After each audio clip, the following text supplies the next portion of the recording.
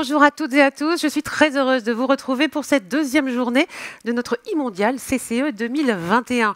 Un mondial consacré à la transformation de nos entreprises, aux nouveaux modèles économiques, aux échanges et aux nouvelles recettes du succès. Alors pour tous ceux qui nous rejoignent aujourd'hui, soyez les bienvenus.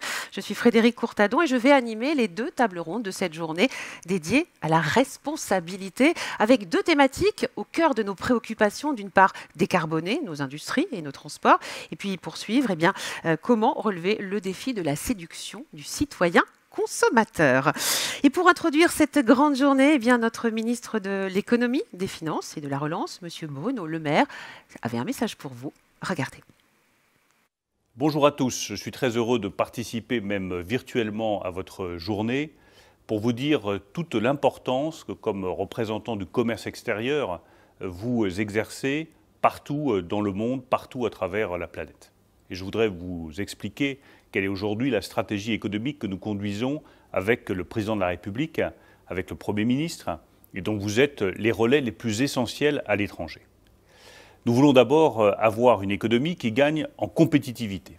Et c'est le sens de tous les investissements que nous faisons dans le cadre de France Relance pour améliorer la compétitivité de notre économie, financer l'innovation, financer les nouvelles technologies. Un deuxième volet de cette stratégie, c'est évidemment la décarbonation de notre économie. Et c'est cette idée de décarbonation, cette volonté que vous devez expliquer le plus possible à l'étranger, dans les territoires dans lesquels vous vous trouvez. C'est la raison pour laquelle, par exemple, nous avons décidé de faire évoluer notre politique de garantie export. Nous avons déjà supprimé toute garantie export pour les produits les plus polluants, je pense évidemment au gaz de schiste. À partir de 2025, nous le ferons pour les produits pétroliers et à partir de 2035 pour les produits gaziers, avec un objectif stratégique qui est donc très clair, faire en sorte que nous ne portions plus aucune garantie exportation à des produits fossiles d'ici 2035. Porter cette ambition climatique, c'est aussi, en lien avec le premier élément, investir davantage dans un certain nombre d'énergies décarbonées.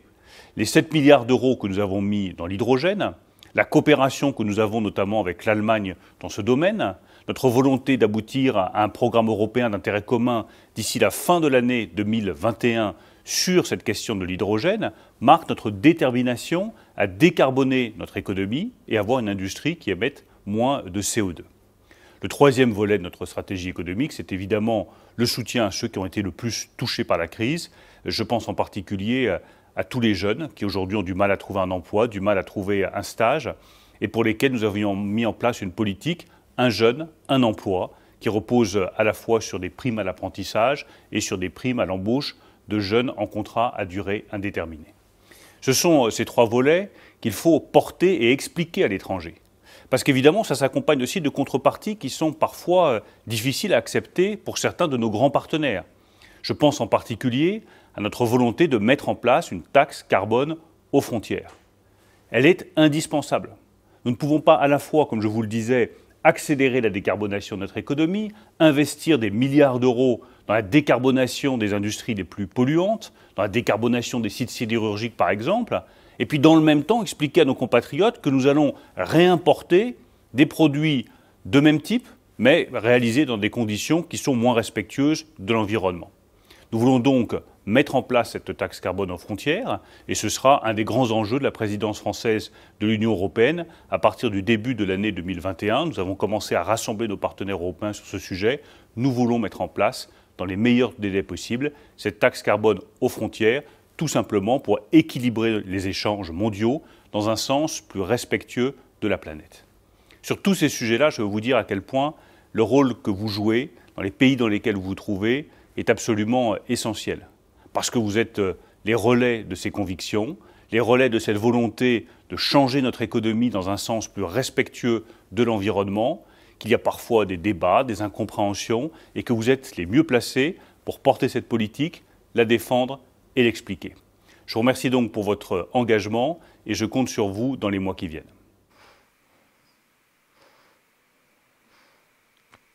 Merci pour votre message et pour votre soutien, Monsieur le Ministre. Chers amis CCE, ce mondial, c'est votre événement et nous avions envie de vous mettre à l'honneur. C'est pourquoi nous vous avons lancé un petit défi et nous vous avons demandé, pour ceux qui le souhaitaient, de réaliser une vidéo d'1 minute sur votre entreprise et sur vos succès. Merci à tous ceux qui ont répondu présent. Et tout de suite, direction les États-Unis. On va aller faire la connaissance d'Ariane Daguin et elle nous présente sa société qui s'appelle D'Artagnan avec un petit accent du sud-ouest qui doit avoir beaucoup de succès aux États-Unis. Regardez.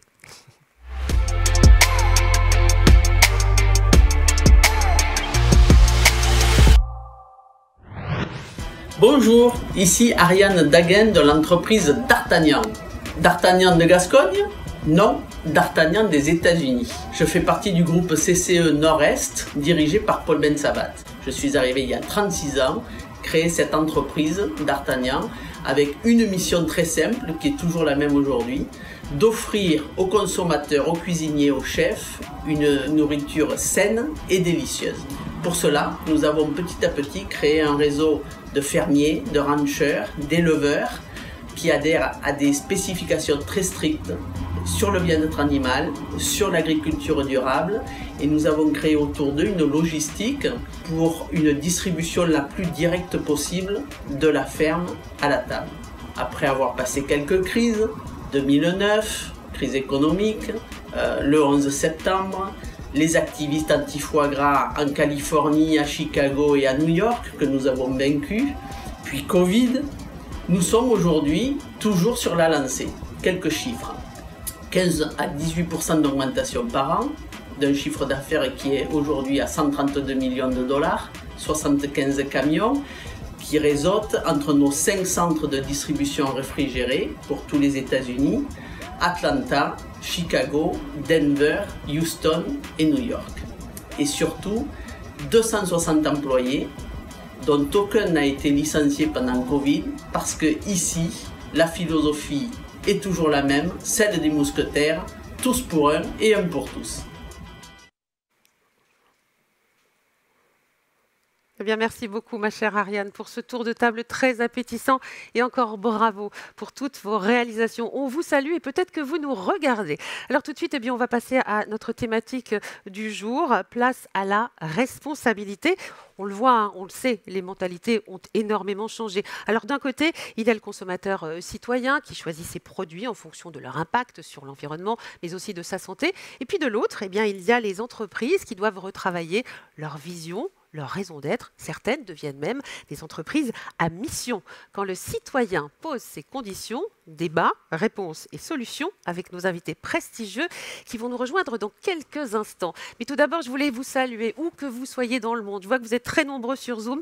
Merci d'être avec nous. Un petit coucou. Allez, on fait un petit coucou. Merci beaucoup.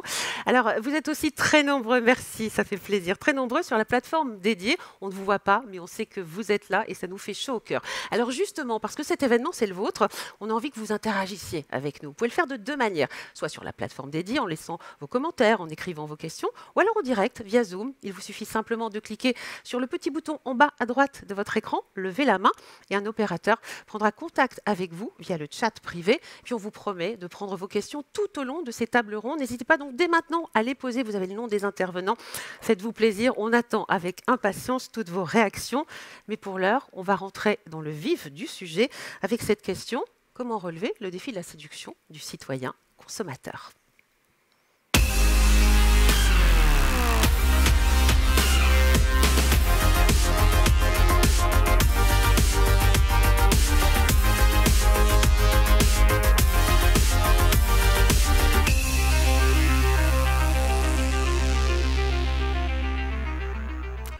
Alors qu'il s'agisse de la lutte contre le réchauffement climatique, de la malbouffe, des discriminations, des inégalités, eh bien nos entreprises doivent se parer d'une toge de vertu pour affronter les marchés au risque d'être montrés du doigt. Et oui, sur les réseaux sociaux, ou pire, d'être sanctionnés par des applications, on les connaît, hein, ou des médias qui guident le consomme-acteur dans ses choix. Crise de confiance et prise de conscience. Tout de suite, le zapping en images sur le sujet du jour.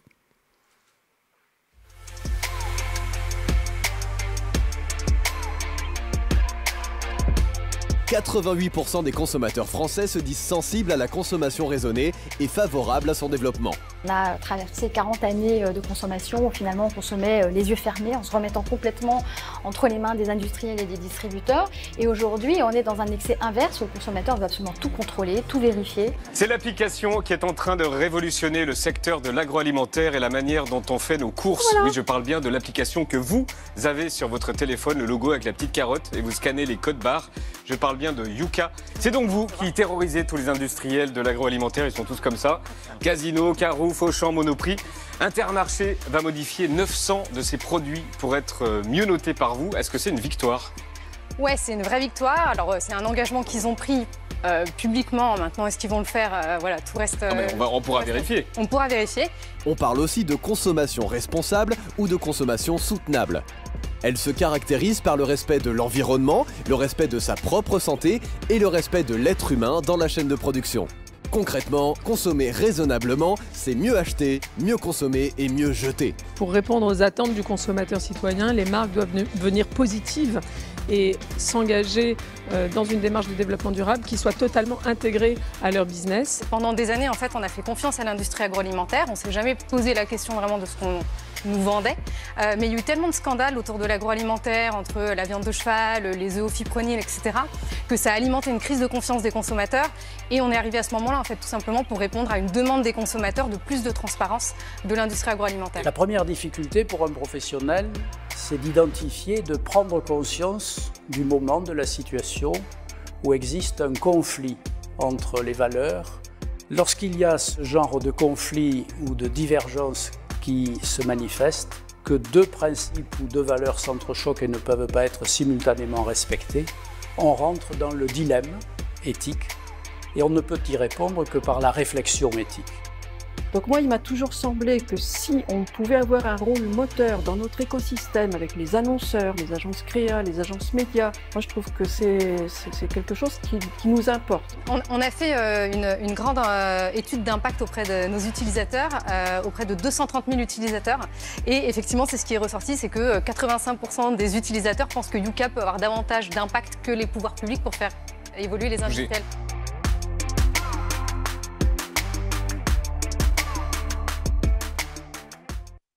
Ce tour d'horizon en images, laissez-moi vous présenter mes invités. Et quels invités! Bonjour à tous. Tout d'abord, merci d'être avec nous aujourd'hui pour ce mondial consacré à la responsabilité. Linda Jackson, bonjour. Vous êtes directrice générale de Peugeot. Soyez la bienvenue. Michel-Édouard Leclerc, bonjour. Vous êtes Michel-Édouard Leclerc, ça on le sait, on est d'accord. Et vous êtes aussi président du comité stratégique de Leclerc. Merci de votre présence. Thierry Blandinière, bonjour. Comment allez-vous Thierry? Alors, vous êtes CCE, mais vous n'êtes pas que CCE, vous êtes aussi directeur général d'Invivo, une union de coopératives agricoles. Et nous sommes connectés en direct avec New York et Pierre Lehmann qui nous attend. Pierre Lehmann, également CCE, si je ne me trompe pas, on est d'accord, mais aussi directeur général délégué et PDG d'Ipsos Amérique du Nord. Une table ronde donc tout en séduction, mais pour le coup la séduction, elle va être tournée vers les citoyens consommateurs, on est bien d'accord. Alors je propose qu'on commence avec New York justement. Pierre, vous êtes un spécialiste de l'étude des marchés et avant de se concentrer sur le défi de la séduction du citoyen français, j'aimerais qu'on élargisse un petit peu la perspective au niveau mondial. Qu'est-ce qui est en train de se passer, Pierre ? Vous savez, ce qui est intéressant, c'est de voir que même avant cette crise, vous aviez une majorité des consommateurs, des gens qui estimaient qu'il fallait quand même privilégier l'environnement par rapport à l'économie ou la responsabilité par rapport à l'économie. On avait ça très largement en Europe. C'est 3/4 des Européens pensent de cette manière, même une majorité d'Américains. Mais normalement, quand on a une grande crise comme ça, on a vu dans des crises précédentes, comme par exemple en 2008, que pendant un certain temps, les gens se replient sur leur job, les conséquences économiques, et donc on met un petit peu au deuxième plan les préoccupations écologiques, les préoccupations environnementales, les préoccupations sociétales.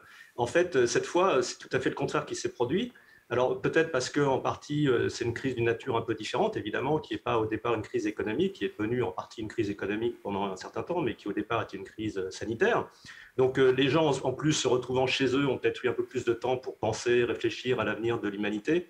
Mais c'est vrai que ce qu'on a vu, et qu'on n'avait pas vu dans les crises précédentes, c'est que le taux, la proportion de gens qui estiment qu'il faut faire quelque chose, que si on ne fait rien, on va droit à un désastre, à augmenter de 5 à 10 points dans les grands pays, dans les 30 plus grands pays, avec des scores très élevés, par exemple en Chine. En Chine, plus 12 points. 90% des Chinois estiment qu'il faut faire quelque chose, sinon on va droit à un désastre. Et même les Américains, qui sont traditionnellement un petit peu à la traîne sur ces sujets-là, bon, parce que l'économie chez eux, c'est roi, et puis parce que leurs politiques n'ont pas toujours été non plus d'un très grand leadership sur ces sujets. Même les Américains ont vu ce taux augmenter de 7 points, donc il y a 70% des Américains aujourd'hui qui pensent de cette manière également. Donc on est dans une situation intéressante où en fait des tendances qu'on voyait évidemment avant la pandémie ont été accélérées comme tant d'autres pendant cette pandémie, mais là un petit peu à l'inverse de ce qu'on avait connu dans des crises précédentes. Donc la crise, effectivement, sanitaire, économique, accélérateur de toutes ces prises de conscience. Ça, c'était pour le reste du monde. On va maintenant s'intéresser à la France. Et on va peut-être commencer avec vous, Linda Jackson. J'aimerais qu'on s'intéresse au secteur de l'automobile. Comment on relève ce défi de la séduction? Quels sont vos challenges actuellement? Oui, c'est une bonne question parce qu'effectivement, nous sommes, Peugeot, c'est une société globale. Donc, effectivement, nous sommes présentes en 130 pays, donc c'est vraiment international. Et aussi, on pense toujours que effectivement Peugeot vend les voitures, mais c'est pas que ça maintenant. C'est une expérience on vend, parce qu'évidemment il y a l'achat, mais après vendre tout ça. Et donc je pense on passe maintenant vers 3 choses pour le client. Il cherche une expérience émotionnelle, évidemment avec le produit et tout ça, mais il cherche quelque chose, on peut dire, la réalité économique. Ça m'a coûté combien? Et la troisième chose qui est très importante, et c'est plus important maintenant après Covid, c'est évidemment cette expérience responsable. Donc effectivement, énergie efficiente, CO2, et c'est pourquoi, par exemple, nous avons poussé fortement notre stratégie d'électrification à partir de 2014, avant que nous avons parlé un petit peu de véhicules électriques, pour arriver évidemment aujourd'hui avec 70% de nos voitures avec une version électrifiée. Donc je pense on voit sur le marché automobile cette move entre produit vers expérience, image, mais maintenant, évidemment, le CO2, c'est quelque chose qui est très important, et aussi pour la société aussi, parce que nous sommes beaucoup de questions sur carbon neutral et tout ça. Donc, on voit exactement la même tendance. Exactement. Puis on aura justement une table ronde à l'issue de celle-là sur la décarbonation. Je vais juste dire à mon équipe qu'on va plutôt lancer le compteur, puisqu'on a 1 heure de débat, mais j'aimerais bien voir effectivement le décompte s'afficher. Merci beaucoup. Alors voilà pour le secteur de l'automobile. On va y revenir bien évidemment, et puis j'aimerais aussi que Pierre Lehmann s'exprime là-dessus, voilà, parce qu'il a quelques chiffres, je crois, à nous donner. Mais je voulais savoir, Thierry, Michel-Édouard, est-ce que ce que dit Linda Jackson... Ah, alors, qui veut commencer? Est-ce qu'on est dans le même... Honneur aux clients. le même ressenti? Je vous en prie, Michel-Édouard. Honneur aux clients. Merci de cette élégance, et je vous le renvoie. La crise particulièrement en France, mais évidemment, ça s'observe sur les marchés déjà matures, occidentaux, américains. La crise a accéléré des demandes sociales qu'on aurait qualifiées hier de demandes de bobos, ou auxquelles auraient répondu les entreprises avec du greenwashing. C'était assez installé comme discours, et c'était assez binaire. Dans la réalité, pendant la crise, on a consommé un peu n'importe comment, on a stocké, surstocké, etc., c'est une parenthèse. Dans la réalité, la préoccupation sanitaire s'est insérée dans une demande sociale déjà de sécurité, de maîtrise de la consommation. Et au fond, on a gagné 5-6 ans, je pense, dans la prise de conscience qu'au fond, il faut non seulement manger mieux, mais se comporter mieux. Cette notion de responsabilité, elle n'est pas que dans l'interpellation aux entreprises ou aux hommes politiques. Le consommateur, aujourd'hui, a conscience qu'il peut jouer une carte très importante dans la manière de mettre tel type de carburant, de recycler, de mettre dans la poubelle et tout ça. Et donc, nous devons y répondre. Et on va dire que, puisqu'on parle aux conseillers du commerce extérieur français, on va dire que la France vient de donner un grand coup d'accélérateur à cette narration nouvelle du modèle alimentaire français, narration collectivement joué à partir des états généraux de l'alimentation. Moins de sel, moins de sucre, effet sur la santé, mais aussi information du consommateur. On a vu Yuka, mais c'est aujourd'hui le débat sur le Nutri-Score ou toute forme de labellisation sur le bien-être animal. C'est derrière le localisme ou le relocalisme, c'est pas tant l'aspect... il y a l'aspect patriotique, chauviniste, c'est un Breton qui le dit, oui. mais c'est aussi une manière de maîtriser le circuit, sa consommation. Tout le monde parle de circuit court sans forcément le pratiquer. Ce qu'on veut dire par là, c'est qu'on veut savoir d'où ça vient, comment c'est composé. Et ça, c'est pédagogiquement un travail qui a été fait très vite. Donc, nous, industriels de l'agroalimentaire, nous, distributeurs, nous devons répondre à ces attentes. C'est vraiment installé dans la demande sociale, qu'on vende des voitures, qu'on loue des voitures, ou que ce soit le secteur du tourisme ou autre. On est représentatif de nos secteurs, mais on a un observatoire très large. Et donc ça doit façonner notre offre. Et aujourd'hui, on ne peut pas y échapper. Je veux dire par là que celui qui n'y va pas, de toute façon, il va dégager, que ce soit une marque, une entreprise. Et je rajouterais mon petit sel Leclerc, c'est qu'en fait, il ne suffit pas de faire du meilleur, du beau et du bien, mais il faut que ça reste accessible à une large population. Et la ça, démocratisation de l'accès au meilleur, c'est vraiment un combat. Et je ne dis pas ça juste pour la publicité de prix. Un industriel établit des niveaux de gamme, des niveaux d'accès. Le pas cher, c'est aussi une manière de faire rentrer dans une logique qualitative, etc. Quand vous prenez un catalogue de foire au vin, on parle beaucoup de grands crus, alors que le prix moyen des vins, c'est 6 €, 7 €. Mais c'est très important de grandir avec le tempo du pouvoir d'achat de nos clients, quel que soit le secteur, évidemment, de nos produits. Et les usagers. C'est un combat qui ne s'oppose pas. Le combat des valeurs, le combat de la valorisation de l'amont comme de la considération du consommateur doit intégrer tous ces volets-là. Le prix ne s'oppose pas à la qualité. Il faut travailler sur des compromis, sur des mixtes. Et c'est un enjeu formidable pour le modèle français. Hein, c'est énorme. Linda Jackson voulait réagir. Non, je suis d'accord avec M. Leclerc, parce qu'effectivement, maintenant, les gens sont responsables, ils veulent le véhicule électrique, mais vous avez raison, il faut avoir le véhicule électrique accessible. Et ça, c'est le grand challenge, parce qu'évidemment, avec le coût de batterie, le prix de batterie, ça, c'est difficile. Donc ça, c'est un challenge pour nous aussi. La deuxième chose, on parle beaucoup avant de global. Maintenant, le mot, c'est glocal. Ouais. Donc, effectivement, c'est de produire les voitures dans le pays le plus proche. Et après, la dernière chose, avant que vous pouvez dire quelque chose, aussi, on a vu que la façon d'acheter une voiture a changé. Vente en ligne, ça devient quelque chose de très intéressant. Mais oui, pour une voiture. Exactement. Donc, c'est autre. Ouais. C'est pas exactement l'environnement, ou peut-être c'est un environnement, mais c'est un changement majeur. Alors, nous étions du côté des clients, on va remonter du côté des producteurs. Moi j'ai bien écouté mes clients, donc je vais essayer de répondre à l'attente de mes clients et des nouveaux consommateurs, citoyens, acteurs engagés, mondiaux, y compris à New York, ça bouge beaucoup là-bas aussi, hein, dans la chaîne alimentaire. Je voudrais revenir et vous dire, mais peut-être une évidence, mais tout le monde le sait maintenant, que la crise sanitaire a été un accélérateur de tendance. Mais surtout pour dire que finalement, depuis maintenant dans l'agriculture, moi je suis directeur général d'Inivo depuis 2013-2014, je sens vraiment bouger les lignes. On a initié beaucoup de programmes difficiles à expliquer aux agriculteurs comment assurer cette transition agricole, transition alimentaire, transition écologique, comment régler cette équation de produire plus et mieux, parce qu'effectivement, il faut régler l'équation produire plus et mieux, parce que mieux, c'est plus cher. Si c'est plus, c'est moins cher. On est d'accord? Donc il faut relier ça aussi au volume. Et donc on commence maintenant à avoir un message qui passe.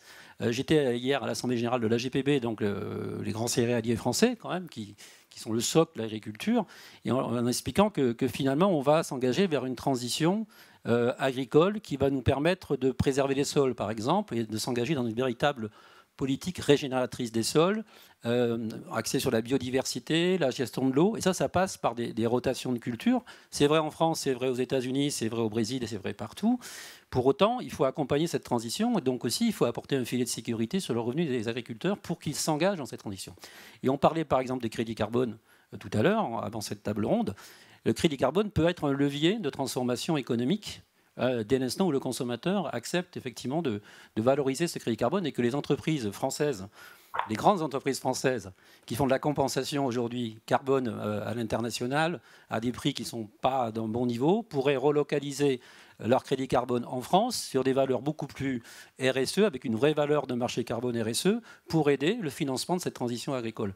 Et donc, je dis ça parce que finalement, je fais référence aussi à, je pensais à ça en même temps en m'exprimant, à une étude de Crédit Agricole BVA qui est sortie, je ne sais pas si Michel tu l'as vu, il y a 15 jours, qui montrait que c'était la progression de l'image positive de l'agriculture française au sens large, pas les agriculteurs, le petit agriculteur, l'agriculture en tant qu'économie, secteur d'activité, dans l'image positive au niveau des Français. On a gagné 22 points en 6 ans.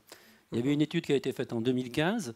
Bon, c'était positif, on devait être à 52%, on est passé à 77%. Sur la crise a joué, certainement. Pour autant, il s'est passé quelque chose. Bien sûr, les égalimes, la politique bio, les circuits courts, tout ça, c'est très bien. Mais demain, ça va représenter 20-25% de la ferme France. Restera toujours 75%, 70% de la ferme France qu'il faudra transformer sur une agriculture durable, qui ne sera jamais bio, qui ne sera jamais circuit court, pour autant qui sera le socle économique compétitif de l'agriculture. C'est-à-dire qu'il faut revenir aux fondamentaux. Les fondamentaux, ce sont les semences, ce sont les céréales, tout part de là. On sait très bien que quand les prix des céréales montent, tout monte. Et après, c'est difficile de répercuter les hausses de tarifs directement dans la chaîne alimentaire jusqu'au consommateur. Donc il faut rester compétitif sur le prix des céréales. C'est le socle économique de la France. Et ça, il faut se battre pour le garder. On sait qu'on est sous pression parce que forcément, quand on parle de céréales, on parle d'une agriculture compétitive, donc qui peut être traduite comme agriculture productiviste, poussée par la chimie. Il faut qu'on sorte de ça, et je pense qu'on est en train d'en sortir, parce qu'on a des solutions. On a des solutions grâce aux nouvelles technologies, l'agriculture de précision, la capacité à gérer au mieux, quelque part, ces intrants au mètre carré près sur une parcelle. Et ça, c'est une économie aussi d'intrants. Donc, c'est une baisse d'utilisation de la chimie, c'est une baisse d'utilisation de l'eau, une meilleure utilisation de l'eau, une optimisation des sols. Et tout ça, demain, ça devrait être labellisé. Et si vraiment on veut faire bouger les lignes, si on parle d'économie, et si on parle de grande culture, si on parle de commodities, il faut qu'on arrive à faire coter un blé RSE premium à la bourse de Chicago. Parce que si on arrive à avoir suffisamment de flux au niveau international, puisqu'on parle au commerce extérieur, parlons international, et j'ai dit on va organiser des rencontres avec les grands joueurs, Cargill, ADM, etc., aux États-Unis, à Chicago. Est-ce qu'on peut faire coter un blé RSE à condition de définir qu'est-ce qu'un blé RSE? Et donc, quelque part, il faut qu'on ait ensemble, qu'on se mette d'accord sur des paramètres. Et donc, qualité des sols, engagement sur la lutte contre le réchauffement climatique, etc. Tout ça, ça doit être calibré. Et je vois aussi, je ne vais pas faire trop long, mais je vois aussi des startups aujourd'hui, par exemple une startup qui a été récompensée récemment, qui s'appelle GreenPack, qui permet d'avoir déjà un indicateur de valoriser la qualité des sols. Et ça, c'est hyper vertueux parce que, quelque part, l'agriculteur, s'il préserve ses sols, il aura une meilleure valorisation de son exploitation et de sa terre. Et ça sera un asset pour lui. Et donc, en même temps, il produira mieux. Et il répondra à la compétitivité des prix. Voilà. Alors, il faut qu'on rentre dans ce débat. Donc, je suis très heureux qu'on puisse en parler là. Mais bon, je sais que le chemin est long. Et la pente est raide, comme dirait Raffarin. Mais on va y arriver. Je pense que si on prend, par exemple, le secteur automobile, on a un exemple très intéressant qui devrait aider nos agriculteurs, mais le monde syndical, les leaders d'opinion, à basculer sans trop de crainte. Bien sûr, il faut accompagner. Mais vous voyez, le secteur automobile, on a vécu pendant très longtemps sur cette idée d'un modèle allemand avec le diesel, c'était les meilleurs, et puis les marques comme BMW, Mercedes, tout nouveau riche, tout nouveau patron d'Inter, de Système U, tout ça se payait une voiture allemande. Sa voiture allemande. Aujourd'hui, s'acheter une Peugeot avec du design, avec je ne sers pas la soupe, mais vous voyez bien que en fait, ces marques qui étaient fondées sur une technologie, après l'affaire Volkswagen, tout le monde est en train de recréer aussi sa narration. Et c'est les mêmes marques qui prennent ce virage. Et vous l'avez dit, 60% de modèles avec de l'électricité chez Peugeot. Regardez d'où on vient, la rapidité avec laquelle ça va. Et là, on bascule. On nous parle d'hydrogène. On ne sait même pas comment nous, usagers, ça va fonctionner. Mais vous voyez que on accepte que dans le secteur d'à côté, ça aille très vite. On accepte que le transport aérien, d'ici 20 ans, 30 ans, on va changer les engins, on va changer les moteurs. Et donc, oui, il faut dire, nous qui sommes gagnants aujourd'hui, il faut qu'on soit volontariste et qu'on exprime à notre agriculture qu'avec tout ce qu'on a et tous les talents qu'on a, on va être très bon dans les nouveaux modèles agricoles. Les Bretons ont certes gagné pendant 30 ans, les 30 Glorieuses, ils ont modernisé l'agriculture bretonne, d'ailleurs en s'inventant le modèle allemand. On s'est équipé en tracteur 3 marches, 4 marches, presque on défie les bosserons maintenant sur la hauteur des tracteurs. Mais voilà, aujourd'hui, sur une agriculture... D'ailleurs, il n'y a pas un seul modèle, il y a plein de modèles, il y a plein de compromis, et on est capable de le faire. Le truc, maintenant, c'est l'intergénération, et il faut accompagner financièrement, il faut accompagner la rémunération, et puis il faut... Mais le plan de relance, Bruno Le Maire, c'est quand même assez extraordinaire ce que la France fait pour la mutation de son économie. On se rend compte quand on est à l'étranger, notre ami va nous le dire vu des États-Unis, aussi bien sur le plan social que sur le plan des soutiens à l'innovation et à l'appropriation de l'innovation, y compris par la génération précédente. Et donc, non seulement il faut avoir confiance, mais on a des atouts extraordinaires. Et moi, du haut de mon jeune âge, et de 40 ans de travail dans la distrib, j'ai vu mes parents créer leur magasin sans savoir et sans apprendre. Ma mère, elle prenait les cours du soir de comptabilité. C'était une génération de petits commerçants qui ont appris la modernité chez eux, puis après ils ont appris la supérette, le supermarché, Carrefour est arrivé à créer des hyper, les hard discounters sont arrivés, aujourd'hui Amazon arrive, même pas peur, on est capable, regardez tous ces commerçants qui ont fait du click et collect pendant le confinement, la livraison, qui sont mis sur les plateformes de Deliveroo ou autres, même les restaurateurs sur les plateformes des distributeurs. Donc voilà, il faut que le discours politique accompagne tout ça, et il faut que nous, conseillers du commerce extérieur ou leaders sur nos secteurs, il faut qu'on accompagne cette mutation. Juste avec un petit bémol rapide sur l'agriculture, c'est qu'on est dans le vivant. Donc on a une volatilité en plus qui est liée au climat, au temps, à l'eau, et que c'est extrêmement compliqué de gérer tous ces paramètres, contrairement à l'industrie où on peut maîtriser complètement sa production. Nous, on est dépendant du climat, de la pluie, du soleil dans le monde, et ça a des impacts sur le prix. Il faut maîtriser aussi la volatilité du climat, plus la volatilité des prix. Enfin, tout est un peu lié d'ailleurs. Et donc c'est moins évident d'embarquer aussi des milliers de personnes, parce que nous on parle à des milliers de personnes, à des TPE, en fait, des chefs d'entreprise qui sont des agriculteurs dans le monde entier, pour les aligner sur une politique, une trajectoire de transition agricole. Il faut le faire, mais c'est beaucoup d'énergie pour embarquer beaucoup de monde. Voilà. Pierre Lehmann, même pas peur, disait Michel-Édouard Leclerc, même pas peur de cette transformation. Vous en pensez quoi, Pierre Lehmann? Déjà, je voudrais juste revenir un peu sur un point qu'a mentionné Linda, qui me semble très important. Quand on parle de sustainability, donc il n'y a pas malheureusement de mot vraiment durabilité, c'est ça? Durabilité, je pense. Oui, c'est le mot officiel, mais durabilité, responsabilité, enfin bref, on se comprend tous.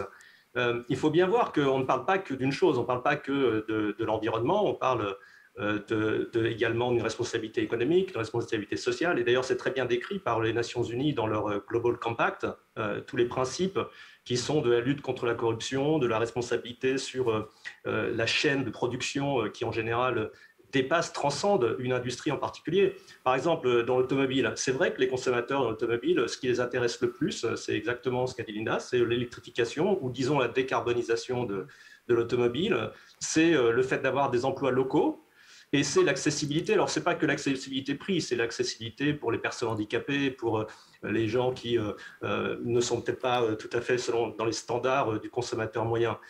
Mais à quoi ça sert d'électrifier les voitures si 60% ou plus de l'électricité mondiale est produite à partir d'énergies fossiles?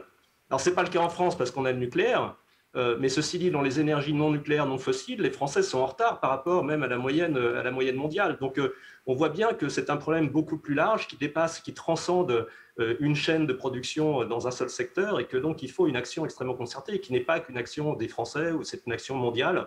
C'est d'ailleurs tout le but d'un certain nombre d'initiatives qui ont été portées par la France, par le président Macron, par son prédécesseur aussi. Donc il faut vraiment penser de manière globale, intégrer ces sujets-là. Et par secteur, d'ailleurs, c'est intéressant de voir que les consommateurs n'ont pas exactement les mêmes attentes. Donc, je parlais de celle de l'automobile.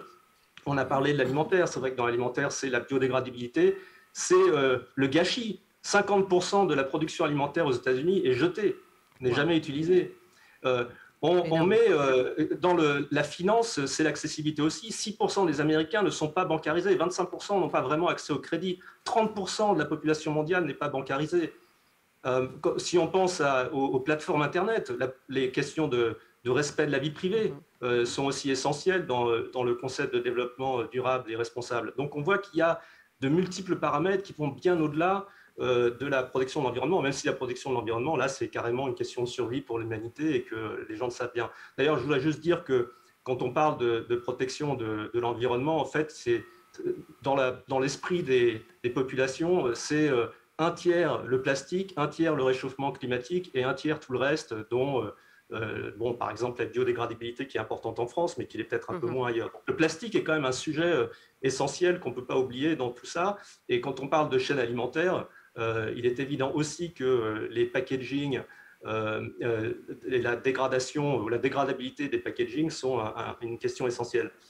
Une autre chose que je voudrais dire, c'est qu'en revenant aux consommateurs citoyens, c'est qu'on a réussi d'une certaine manière à faire croire aux gens que leur responsabilité est que c'est eux qui ont la responsabilité la plus importante dans cette question de développement durable.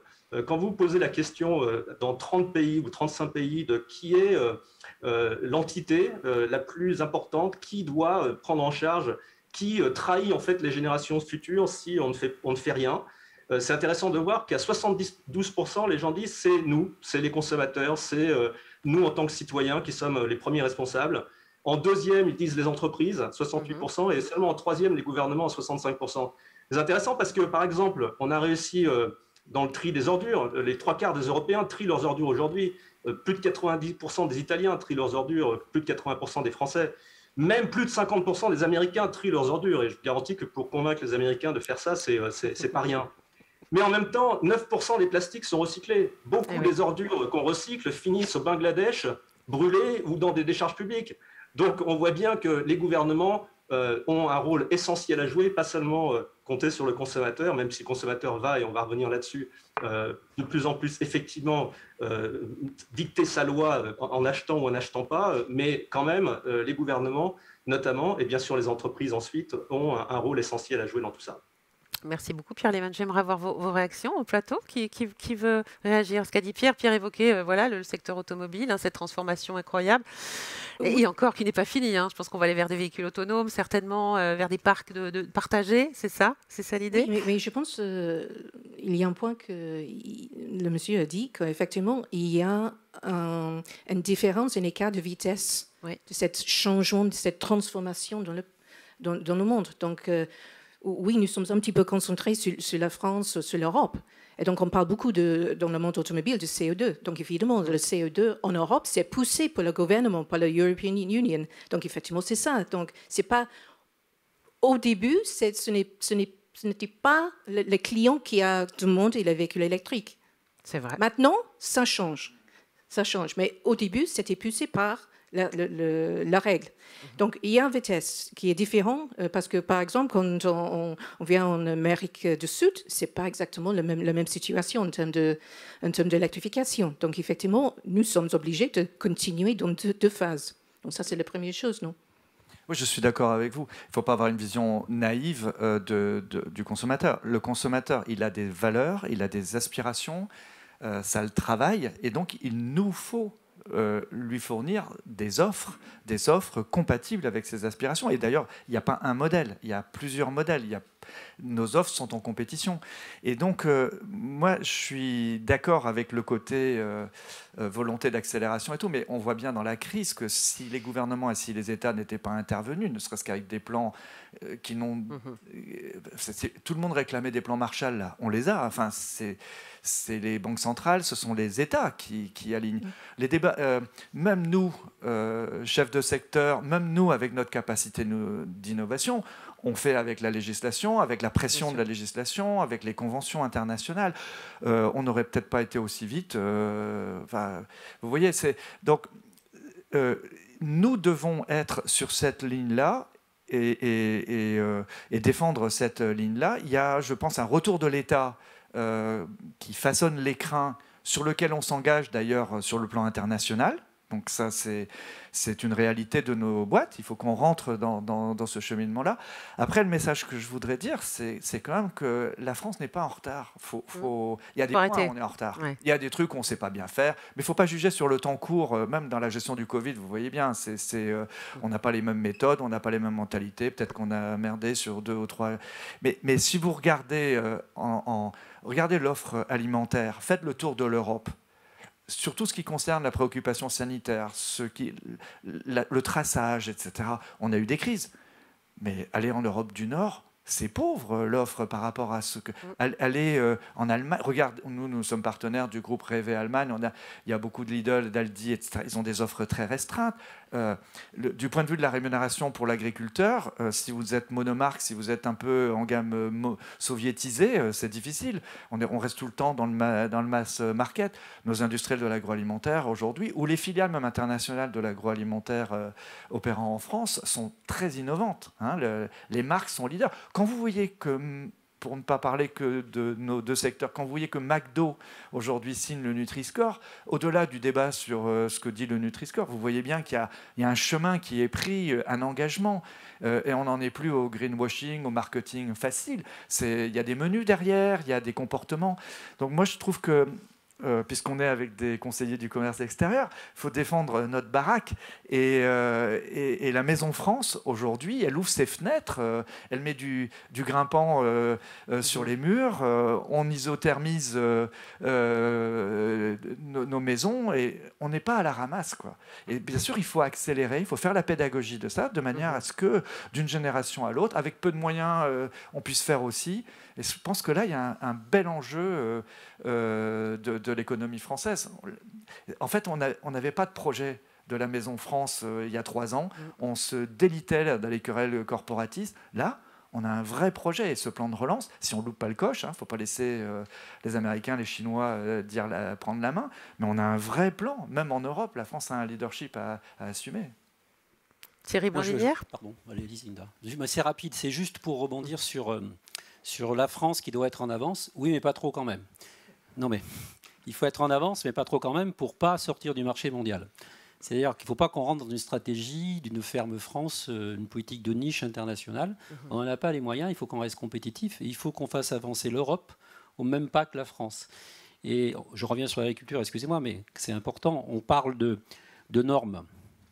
Ça serait normal d'avoir un socle de normes européen. Alors ça existe peut-être dans les voitures, mais dans l'agriculture, il y a des différences d'application de normes entre l'Allemagne et la France, par exemple, sur l'interprétation, par exemple, d'utilisation des phytosanitaires et autres. Bon. Et ça, c'est pas possible, parce que si on prend, effectivement, si on met plus de handicap à l'agriculture française qu'à l'agriculture allemande, ben finalement, on va perdre des parts de marché à l'international. Et je vous rappelle peut-être, et vous le savez certainement, qu'une tonne de blé produite en France est exportée. Donc si on n'est pas compétitif à l'exportation, même en Europe, eh bien finalement, on va réduire notre potentiel de production et on va démolir le socle économique de l'agriculture française. Je crois que c'est notre président qui disait qu'il n'y a pas de pays fort, il n'y a pas de France forte sans agriculture forte. Quand on dit agriculture, il faut qu'on dise aussi céréalier fort, parce que c'est le socle de l'agriculture qui doit être compétitif pour ne pas dépositionner les autres filières des prix du marché européen et mondial. Et ça, c'est un enjeu. Il faut qu'on prenne plus la parole, nous, les agriculteurs, sur le sujet, parce qu'on entend trop le consommateur. Il a raison d'être exigeant, mais en même temps, il faut lui expliquer aussi quelles sont les clés de l'économie derrière. Et moi, je compte beaucoup sur mes clients, Michel, Édouard, et de faire de la pédagogie auprès des consommateurs et des associations pour leur montrer aussi qu'il ne faut pas prendre le problème par le petit bout de la lorgnette. Il ne faut pas déstabiliser, tout un édifice par des postures dogmatiques. Je comprends pourquoi tu dis ça, mais en même temps, tu vois, il faut avoir de l'ambition. Et il faut convaincre d'avoir de l'ambition. Si dans le secteur automobile, on dit « je vise la moyenne du marché » parce qu'il ne faut pas déstabiliser, tu ne gagnes pas.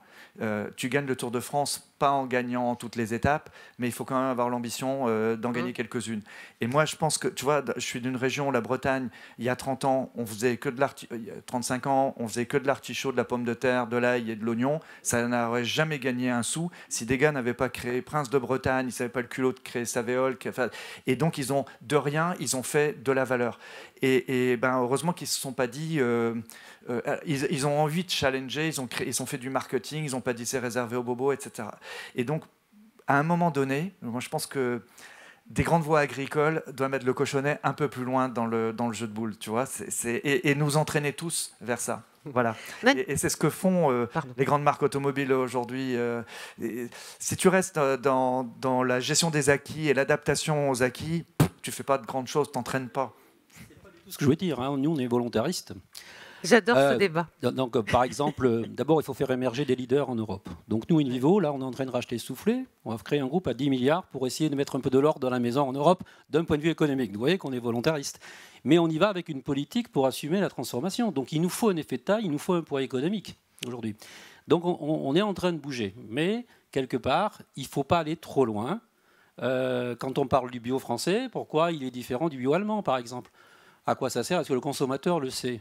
Et de quoi on parle? Non, il ne sait pas. Simplement, on est dans des positions aujourd'hui de certaines minorités voilà, qui ont des positions dogmatiques, calées sur la décroissance de l'économie et pas sur la croissance de l'économie. Il faut dire le mot. Hein. Je suis assez à l'aise dans cette instance pour en parler. Et nous, on est pour la croissance, en fait, et pas la décroissance, et pour l'innovation. Mais attention à ceux qui parlent sous le couvert des circuits courts du bio, ont une position dogmatique pour promouvoir une décroissance de l'économie. J'ai une question d'un citoyen consommateur CCE pour vous. Alors ça concerne bien sûr la production et la consommation de viande. C'est Hervé Muller qui nous écrit. Merci Hervé de nous envoyer cette première question. Vous vous interrogez bien sûr sur la réduction de la consommation de la viande qui est essentielle. Mais d'après vous, on est en train d'éviter le sujet. Pourquoi on évite et comment changer justement ce tabou sur la consommation de la viande? Linda Jackson, je pense que vous êtes... Oui. Moi, je ne suis pas un gros consommateur de viande, alors je ne suis pas le meilleur... Une idée en tout cas sur cette question-là. Enfin, c'est une question sur le quantitatif aussi, sur les comportements. Après, les éleveurs eux-mêmes, pour créer de la valeur, veulent valoriser les races à viande, le manger mieux et pas forcément le quantitatif. Bon, c'est des débats inépuisables. Hein, Mais sur la question... Voilà, Pierre Lehmann. Le problème derrière ça, c'est évidemment la consommation individuelle, mais il faut aussi voir combien de personnes consomment.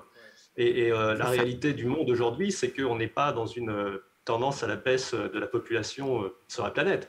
Vous voyez que les Chinois viennent de remonter à 3 maintenant le nombre d'enfants qu'ils ont le droit de faire, après passer de 1 à 2, parce qu'évidemment, ils se rendent compte que si 50% de la population est retraitée, ça pose des problèmes sociétaux assez importants. Maintenant qu'il y a quand même une attente aussi de vivre relativement vieux et si possible en bonne santé. Donc la question aujourd'hui, c'est beaucoup plus non seulement le recyclage, mais la réutilisation. C'est-à-dire comment on fait en continuant à grossir, parce qu'il ne faut pas se faire d'illusions. Les Chinois, les Indiens, les Africains vont vouloir atteindre un niveau de vie, ou en tout cas des standards de vie qui sont semblables à ceux qu'on a en Europe et dans les pays occidentaux en général. Donc de toute façon, avec cette augmentation de la population et le besoin de rattraper ou de réduire les inégalités entre pays et au sein des pays, la consommation sera difficile de la réduire. Donc la réalité, c'est qu'il faut la faire de manière plus responsable en réutilisant beaucoup plus. Il y a une grande attente dans l'électronique de réutilisation de composants, et évidemment dans la chaîne alimentaire, si 50% de la nourriture, de la production alimentaire américaine est jetée, on voit bien qu'il y a des sources d'optimisation possibles, même sans parler de faire de tout le monde des végétariens, des véganes. Sachant que, cela dit, c'est aussi une question de prix, mais aujourd'hui, quand on mange un steak vegan, franchement, je vous mets au défi, quand c'est bien fait, de sentir la différence avec un steak de bœuf. Oui, alors que moi, je ne suis pas du tout vegan, hein, je vous le dis franchement. Mais vous avez apprécié ça. Bien fait. Alors, voilà, le problème, c'est que ça coûte $3 000 de faire un hamburger. Donc, on n'est pas encore au moment où les choses peuvent être faites avec un volume suffisant pour que les coûts soient acceptables, mais on y viendra. Et je suis tout à fait d'accord sur le fait qu'on ne peut pas demander à une filière ou à une entreprise de se rendre complètement non compétitive. Donc c'est bien pour ça qu'il s'agit d'un problème global, multisectoriel, et que seuls les pouvoirs publics peuvent quand même impulser tout ça. Et Michel Edouard a raison de dire que beaucoup est fait, notamment en France. Cela dit, quand je regarde, par exemple, à la question « Est-ce que votre gouvernement a un plan un plan sur la sustainability ?» Il n'y a que 31% des gens dans le monde qui pensent que oui, 34% non, et le reste, ils n'ont aucune idée. Et c'est 24% en France et 18% aux États-Unis. Donc il y a encore un gros travail à faire pour que les plans qu'on a soient connus, compris par les populations. On en est très loin. Donc encore un gros travail à faire pour que ce soit compris par les populations. Et vous confirmez, Michel-Édouard Leclerc? Oui, mais ce que nous partageons, c'est aussi le fait qu'on est d'accord, toute religion a ses ayatollahs, tout porteur de projet peut être excessif, et donc on est bien d'accord. Je trouve que l'écologie est une chance, que cette prise de conscience est une chance, parce qu'au fond, ça nous donne ça donne la possibilité au capitalisme d'accélérer sa mutation, de reconstituer son offre. Et quand on parlait de destruction de valeurs schumpeteriennes, alors là, pour le coup, on nous annonce encore hier que toutes nos vieilles bagnoles rentreront plus dans Paris et tout. Donc, ce qu'on reprochait à Apple de nous envoyer nos téléphones à la casse, là, de toute façon, c'est clair, on voit bien, quoi.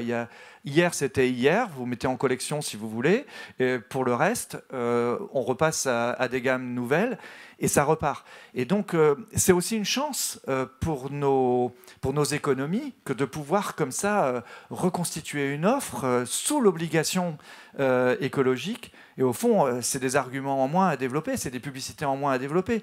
Et il faut transformer l'obligation de la norme en une positivité et être le premier sur quelque chose qui va se faire. C'est une manière de... Moi, je pense que l'agriculture française, elle n'a rien à craindre du point de vue de cette mutation. Bien sûr, il faut la financer, bien sûr, il faut financer la conversion, mais on a tous les éléments. On dit les Chinois vont chercher des terres riches, des terres rares en Afrique, et tout le monde dit nous aussi, il faut qu'on y aille. Enfin, c'est une manière aussi de constater peut-être notre inertie.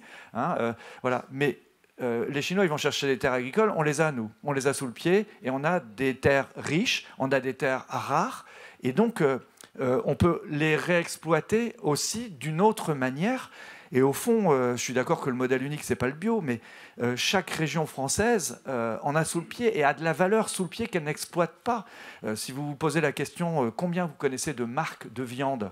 Combien vous connaissez de marques de légumes? Et comment voulez-vous fidéliser sur un marché des personnes s'il n'y a pas ce type de repères? Donc vous voyez bien qu'à l'intérieur même de notre offre, on a à parler aux consommateurs, pas simplement de monsieur machin du local. Nos groupements peuvent développer des relations de fidélité, des arguments qualitatifs qui vont justifier des rémunérations supplémentaires, qui vont valoriser des territoires. Il ne faut pas avoir peur. Faut pas avoir peur. Le vignoble l'a fait. Le vignoble l'a fait. Il y a 40 ans, quand je suis rentré en les centres Leclerc, un centre Leclerc brûlait du côté de Carcassonne et un mammouth aussi, et les chais de Monsieur Doumingue, parce qu'on vendait de la piquette et le cours du vin entraînait tout le monde vers le bas. Et aujourd'hui, il n'y a plus de cours du vin publié dans le journal Sud-Ouest ou l'Indépendant de Perpignan. On produit plus de vin. Personne ne connaît le cours du vin ni le prix du vin. On vend des flacons, on vend des étiquettes, des châteaux, des labels, des AOC. Ben voilà, tout ce travail. Eh ben, la Ferme France, elle a intérêt à le faire. Et si elle ne veut pas que ce soit des normes, ça peut être des propositions privées de valorisation de ce travail. Je le dis un peu à la hache, mais on a sous le pied tout ça. Mais moi, je suis d'accord que la Ferme France, c'est les Fermes France. Et on a la chance d'avoir une diversité d'agriculture qu'il faut préserver.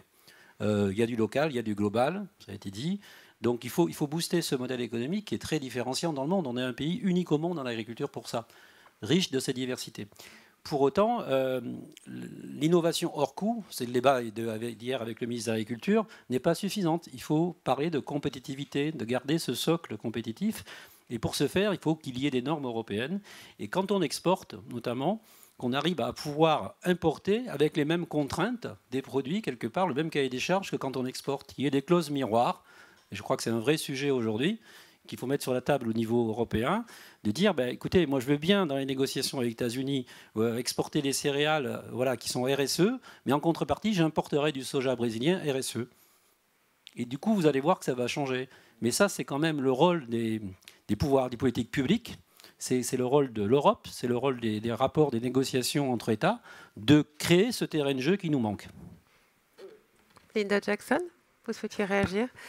Je pense que vous avez raison. Donc, effectivement, il faut avoir les mêmes règles partout. C'est pourquoi exactement pour l'automobile et le CE2, etc. en Europe, effectivement, c'est les mêmes règles pour tout le monde. Donc, il n'y a pas de différence. Donc, je pense que ça, c'est très important. Pour revenir à votre point, je pense, nous, comme constructeurs, nous avons une responsabilité pour expliquer un petit peu le changement, la transformation. Pour le véhicule électrique, il faut expliquer pourquoi. Pourquoi il faut passer à la diesel électrique? Pourquoi?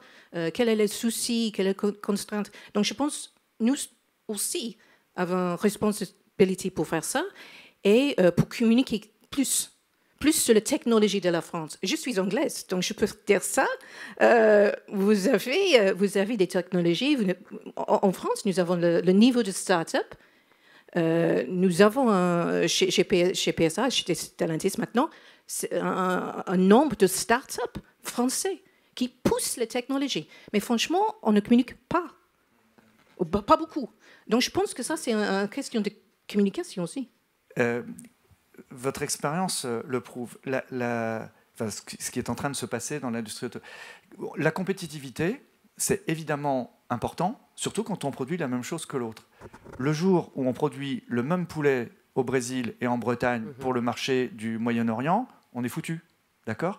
Donc, ce que je veux dire, c'est que quand LDC fait du label rouge, du bio, du grain à la ferme et de la RSE, eh bien, il a plus de chances de créer de la valeur et de tenir sur le marché.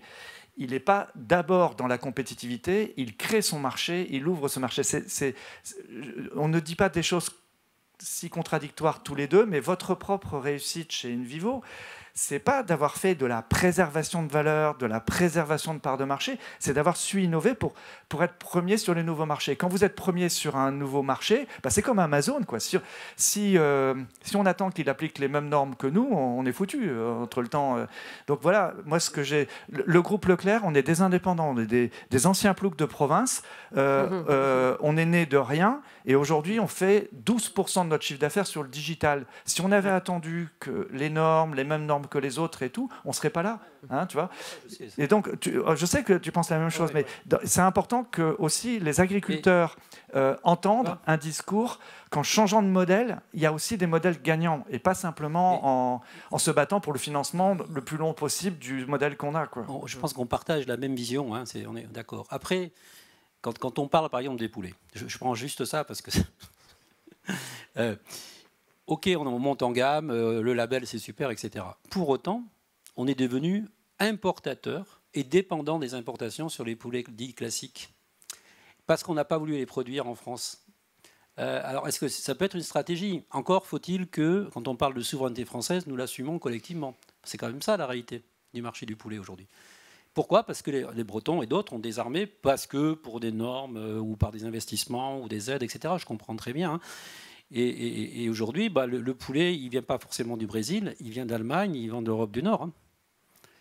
Et il a un label UE, et il est plus compétitif. Et nous, on n'a plus ces marchés, on ne les produit plus en France. Bref, moi, je taquine un peu, mais c'est quand même la réalité. On est d'accord? Oui, mais donc il faut taxer le mauvais poulet, taxe carbone et tout ça. Mais il faut produire du bon poulet. Nos consommateurs veulent du bon poulet. Chez Peugeot, les salariés, ils veulent du bon poulet. Et donc, on ne va pas dire... Non, mais évidemment. Tu vas pas dire on va continuer à vendre du moyen poulet ou du bas de gamme parce que les Allemands en font. Non, voilà. Non, mais vous voyez le combat. Le combat est moins de préserver l'ancien modèle que de dire on va faire du meilleur, on va exiger de l'État les barrières à l'entrée, mais plutôt que de dire même norme que les Allemands, il faut dire la norme qui va nous valoriser. C'est ça, dans le débat aujourd'hui, on n'a pas ce débat-là en France. Pardon, Linda. Alors, Linda, je vais vous donner la parole, mais en parlant de poulet, enfin de mauvais poulet, je pense, alors naturellement au gaspillage alimentaire, je pense à plein de choses en ce moment, de toute façon, mais je vous dis ça parce qu'on a une question, bien évidemment, dans CCE, qui avait envie de se mettre en relation avec nous. C'est une question vidéo, je crois, c'est ça? C'est Olivier qui est avec nous. Et Olivier, il voulait vous interroger sur le gaspillage alimentaire. C'est vrai que Pierre Lehmann l'a évoqué, on en reparlera également. Une préoccupation des Français, puis il y a une loi qui a même été votée sur ce gaspillage alimentaire. C'est à vous, mon cher Olivier. Bonjour, vous nous appelez d'où? Bonjour, Bonjour, donc je vous appelle de Nantes, enfin du sud de Nantes, à Vertou pour être plus précis. Vénard. Et donc c'est un sujet qui me passionne. D'ailleurs, j'en ai fait mon métier puisque je commercialise des produits bio sur les réseaux spécialisés en Europe.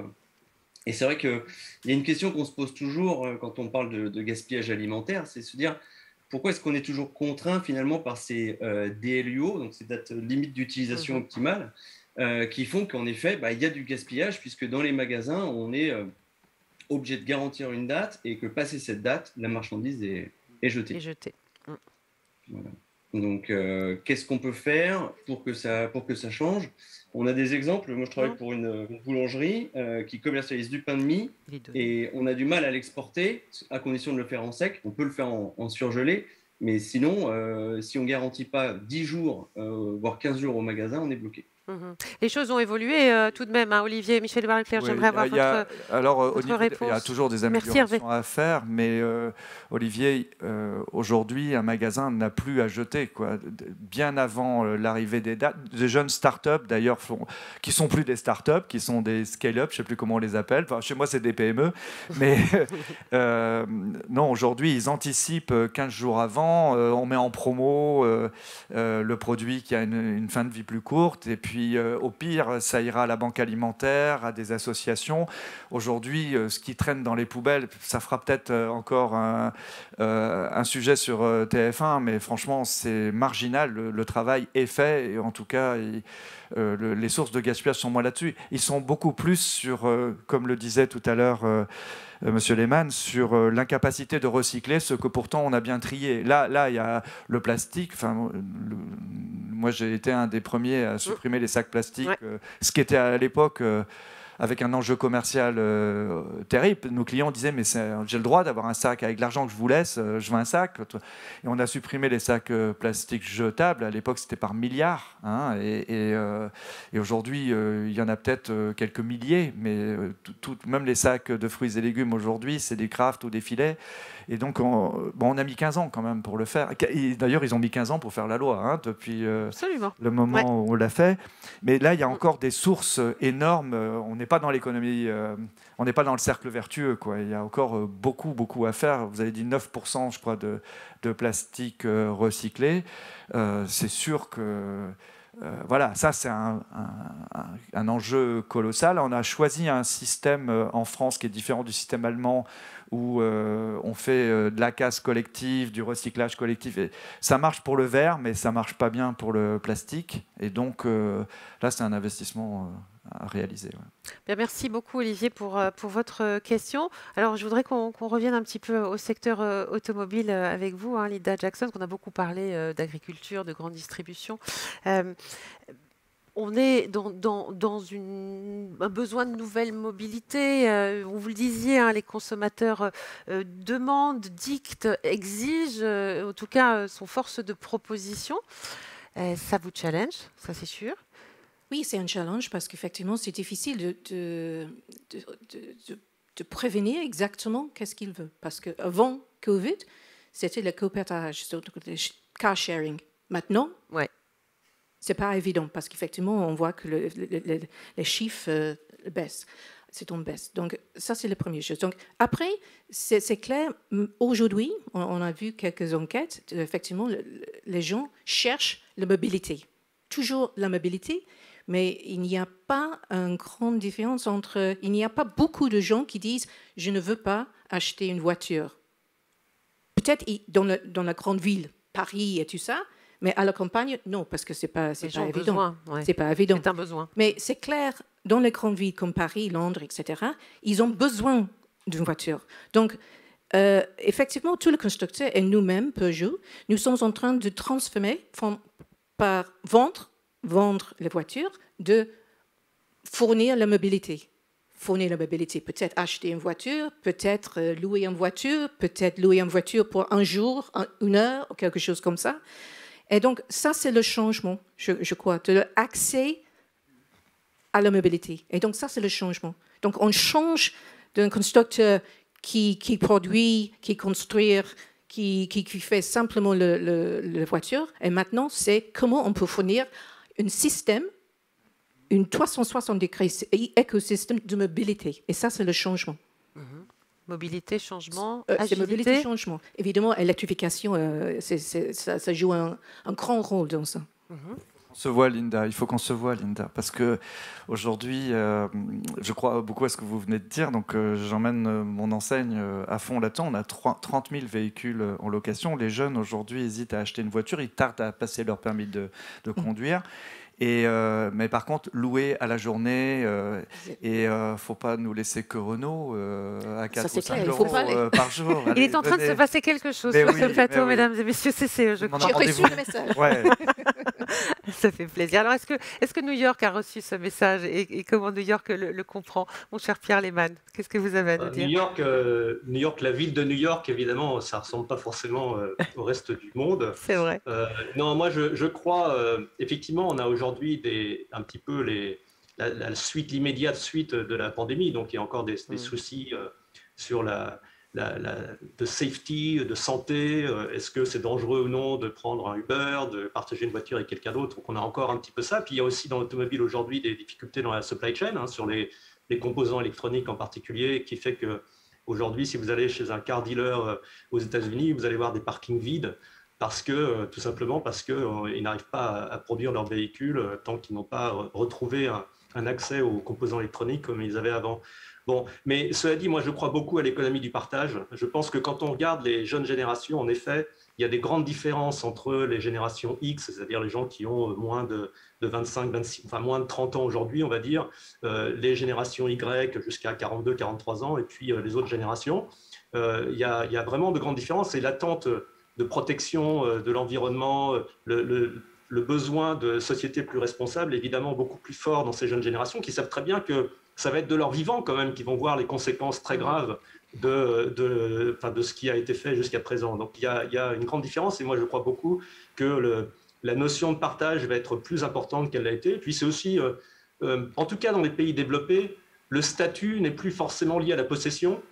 Le statut est lié au fait de pouvoir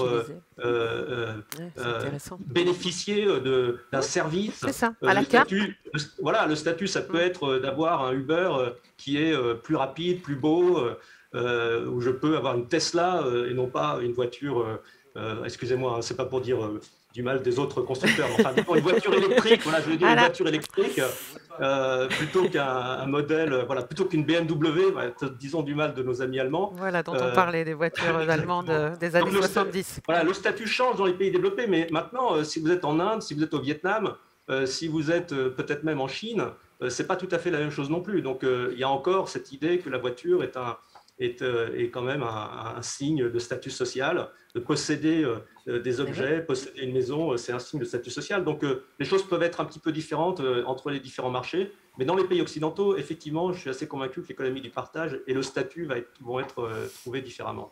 C'est pourquoi j'ai dit qu'il faut basculer, et je sais pas, on fait exactement ça, basculer vers la mobilité. Fournisseur de mobilité et pas un fournisseur effectivement d'acheter une voiture. Donc, c'est exactement ça. Mais c'est toujours cette vitesse, cette différence, cet écart de vitesse entre la région. Donc, effectivement, il faut jouer ça aussi. Thierry Blandinière. Moi, je m'interroge sur la distribution un petit peu, parce qu'on est distributeur.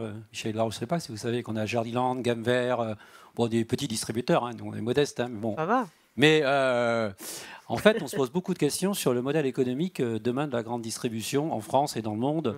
Et aux États-Unis, moi j'ai été frappé, la dernière fois que j'étais à New York, c'est de voir, je ne sais plus dans quelle avenue, tous ces magasins qui étaient fermés quelque part et de voir plein de cartons Amazon sur les trottoirs. Et je me dis, qu'on parle de disruption, est-ce que là, il ne se passe pas quelque chose dans les grandes villes par rapport au commerce? Et comment nous, vieille économie qui doit se transformer, on doit pouvoir résister à ces grandes places de marché mondiales qui récupèrent toutes les données quelque part, et comment nous on peut, je ne sais pas si Walmart s'est transformé aussi pour résister à Amazon suffisamment, ou Kruger avec Microsoft et tout ça, ce que j'avais vu aux États-Unis. Je crois qu'on parle de la même chose. Qu'est-ce qui se passe en France, qu'est-ce qui se passe en Europe, et comment on sort par le haut de ces entreprises qui sont valorisées à des niveaux incroyables, ça leur donne des effets de levier incroyables, donc des moyens financiers incroyables pour disrupter le modèle. Et nous, on est en résistance. L'omnicanalité, multisupport, enfin tout ça, Jean-Michel Édouard, vous connaissez par cœur. Il y a quand même une réponse à apporter. Il ne faut pas être en résistance. Il faut prendre le marché. Il faut être devant. Et on est capable de faire. Moi, je suis un ancien universitaire qui est tombé dans le monde du carrelage, de supermarché. Il y a 10 ans, j'ai des propriétaires de magasins qui pourtant avaient investi beaucoup de sous dans l'hypermarché, qui ont un jour découvert qu'Auchan avait amené en France la notion de drive et qu'ils ne l'exploitaient pas. En 10 ans, on a monté des drives à travers toute la France, sans toutes ces normes pour demander l'autorisation des magasins, et aujourd'hui, à coût de 30 ou 40% de croissance par an. Et aujourd'hui, le drive, chez nous, c'est des millions de consommateurs qui, avant de se déplacer, regardent, choisissent les différents types de canaux, et ils nous ont appris, et nous avons appris, à anticiper Amazon plutôt que de lui résister. Et aujourd'hui, Amazon, quand il va devoir livrer Paris avec le pouvoir d'achat qu'il y a à Paris, il va le faire. Mais quand il va vouloir venir nous concurrencer à Concarneau chez moi, je vous assure que le Leclerc de Concarneau, il aura maîtrisé ses outils logistiques pour résister à Amazon, et il aura la promesse commerciale en plus, et l'image du terroir en plus. Donc c'est vraiment... dans l'économie française, il faut qu'on se développe, il faut qu'on soit... qu'on redevienne pionnier. Il y a plein de pionniers chez nous. Il faut leur donner la main. Il faut les suivre. Sortons de la notion de défense. Les lignes Maginot, ça ne tient pas. Je voudrais juste dire bien sûr, Pierre. Une précision, parce que c'est vrai qu'on a un peu l'idée qu'aux États-Unis, Amazon domine tout. Alors c'est vrai qu'Amazon réussit très très bien aux États-Unis, mais surtout dans le cloud. Enfin, c'est pas juste le commerce. Mais en fait, aux États-Unis, la pénétration de l'e-commerce dans le retail est inférieure à ce qu'elle est dans beaucoup d'autres pays développés. C'est très inférieur à la Chine, c'est inférieur à l'Angleterre, par exemple. Donc, il ne faut pas non plus croire ça. Et le développement le plus récent, enfin, ce qui marche le mieux depuis le Covid, c'est ce qu'on appelle le BOPIS, c'est-à-dire Buy Online, Pick Up in Store. Et donc, on voit les gens commander sur Internet, mais aller chercher leur paquet sur le trottoir, ce qui donc combine un peu le besoin de sécurité sanitaire, mais aussi finalement c'est pratique. On commande et puis on va chercher au lieu d'aller faire la queue, de se promener partout dans les rayons. Voilà. Donc il y a une adaptation, une innovation ici qui a très très bien fonctionné de ce point de vue-là et qui n'est pas du tout négatif pour le commerce physique. Alors, on va prendre une dernière question avant de conclure cette table ronde. Je crois qu'on aurait pu tenir des heures et des heures avec vous tous. Et c'est vrai que le débat est passionnant, les échanges le sont aussi. Elle est pour Linda Jackson. C'est une question de Anne Duverger qui dit: avez-vous remarqué, Linda, des changements de comportement de consommation depuis le début de la crise dans le secteur automobile? Oui, on l'a évoqué. Hein. Oui. Donc, effectivement, il y a 3 grands éléments. Le premier, c'est la croissance de vente de véhicules électriques. Donc maintenant, chez Peugeot, moyenne, c'est 18%. Donc 18% de nos ventes sont les véhicules électriques. Ça, c'est 5 points plus que l'année dernière. Ça, c'est la première chose. Deuxième chose, c'est la vente en ligne. Et le rendez-vous en ligne pour l'après-vente, livraison chez vous. Ça, c'est une demande qui est plus importante maintenant. Et le troisième, c'est évidemment, nous avons une croissance de part de marché, mais c'est grâce à le créer de valeur. Donc, les clients sont plus... ils cherchent la valeur, ils cherchent quelque chose qui, effectivement, donne sens pour l'achat. Donc, effectivement, c'est ça. Donc, je pense que les 3, électrification, vente en ligne, rendez-vous en ligne, tout ce qu'on peut faire en ligne, et pas aller dans un concessionnaire. Et le troisième, c'est ils cherchent la valeur, ils cherchent la raison pour laquelle ils ont décidé d'acheter quelque chose à Leclerc ou quelque chose, un Peugeot, par exemple. Bien. Alors, il nous reste quelques petites, pour très peu de minutes, j'aimerais entendre chacun votre mot de la fin. Michel-Édouard Leclerc. J'ai trop parlé. Je voudrais juste poser une question à Linda du point de vue de la consommation. Quand on va dans la rue, les voitures, elles sont presque toutes grises. Je sais que ce n'est pas vrai au niveau de la production, mais qu'est-ce qui fait que la couleur, ça ne prend pas? En tout cas en France. Sur le parking de supermarché... Noir, blanc, gris, un peu bleu. Alors voilà, gris. Qu'est-ce que ça dit de du statut de la voiture ou de nous? C'est une bonne question parce que c'est différent par pays, franchement. Mais en France, oui, c'est gris. Mais ça, c'est la demande du client. Mais si on regarde toutes les campagnes de tous les constructeurs à la télévision, ils sont tous la voiture rouge, vert, etc. pour attirer les clients. Mais après, le choix du client, c'est gris, ou noir. Et donc, je pense que c'est, je ne sais pas pourquoi en France c'est gris et noir. C'est ça, pour passer un petit peu plus inaperçu, pour ne pas trop se démarquer. Gris, c'est plus valorisé, je ne sais pas, mais franchement, c'est différent. On dit que c'est moins salissant en général quand on fera une voiture grise. Oui, mais si c'est pour ne pas paraître, et en même temps qu'on achète une voiture haut de gamme, c'est assez étonnant. Donc je ne sais pas ce que ça dit de nous. Bien. Vous pensez que c'est pas le producteur, c'est nous. Mais c'est aussi lié avec la valeur résiduelle aussi, donc c'est la revente. Et dans la revente après, donc effectivement, évidemment, il y a beaucoup de gens qui achètent un véhicule d'occasion. Ils ont besoin de quelque chose. C'est plus difficile de vendre un véhicule d'occasion qui est en rouge. Donc, au vert foncé ou quelque chose comme ça. Ah oui, non, le vert, oui, en France, en tout cas, ça n'a pas beaucoup de succès, effectivement. Il est vraiment temps de conclure cette table ronde. Thierry Blandinière, un mot de la fin ? Juste un petit mot rapide, simplement dire qu'on est vraiment en mouvement, c'est-à-dire qu'on essaye d'anticiper ces nouvelles tendances, d'embarquer un maximum de monde pour faire évoluer le modèle de la transition agricole en lien avec nos clients, en France et à l'international, et que l'innovation, c'est le cœur du réacteur. Et l'innovation, c'est le digital, mais c'est aussi trouver des nouvelles recettes, des nouvelles compositions de produits, s'adapter en permanence, l'adaptation, se réinventer. On est dans ce mouvement-là, c'est les messages qu'on passe dans l'agriculture en France, en Europe et à l'international. Et quand on se déplace, c'est exactement les mêmes messages qu'on attend. Il faut se dire qu'on n'est pas tout seul à parler comme ça. Mondialement, tout le monde est dans cette logique de transformation. Quand on parle du steak végétal, c'est d'abord à New York que ça a démarré, donc avec des grands groupes comme ADM qui ont financé, avec McDonald's derrière. Donc on sent que le monde est en train de bouger et que donc, je m'adresse aux CCE qui sont partout dans le monde, défendre l'agroalimentaire français, la ferme France, c'est aussi vous donner les armes pour pouvoir parler de nous en bien et de dire qu'on est en capacité de répondre à ces attentes. Merci Thierry Blandinière. Linda Jackson ? Oui, donc effectivement, pour moi, il faut être agile aujourd'hui. Le monde est chaotique, donc effectivement, il faut être agile, il faut innover, il faut adapter et il faut prendre le pari aussi. Donc ça, c'est le message pour moi. Michel-Édouard Leclerc. Alors, je ne voulais pas clôturer, mais permettez aux Bretons de dire qu'après ce débat et avec les invités qui vont suivre, je pense qu'on a des raisons d'être fiers, d'être français, et c'est un Breton qui le dit. Merci beaucoup. Et puis on va donner le dernier mot à notre ami Pierre Lehmann, qui est à New York en ce moment. Alors Pierre, j'ai dit que je pensais que les gouvernements doivent en faire beaucoup plus, même s'ils en font déjà beaucoup, et notamment les Français, mais c'est un problème très important, très difficile à régler, il faut faire plus. Et pour les entreprises, pour les chefs d'entreprise, je pense qu'il faut bien garder en tête que d'une part, il faut réconcilier la position qu'on prend et son positionnement, ce que Michel-Édouard Leclerc fait admirablement bien depuis toujours. Il faut aussi respecter le triptyque de pertinence, authenticité et résultat quand on parle de développement durable. C'est fini l'époque où on pouvait prendre des positions et espérer que les gens allaient nous croire comme ça sur parole. Il faut démontrer qu'on fait, qu'on produit, et il faut communiquer sur ces résultats et puis il faut être sincère parce qu'aujourd'hui, c'est plus possible de convaincre, notamment sur les réseaux sociaux, qu'on est sincère quand on ne l'est pas.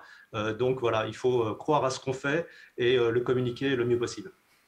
Merci beaucoup Pierre Lehmann, c'était un plaisir d'échanger avec vous.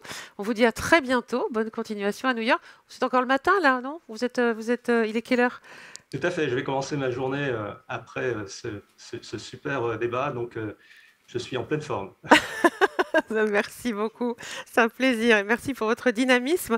Merci à vous, Linda Jackson, d'être venue nous voir. Merci à Michel-Édouard Leclerc et Thierry Blandinière.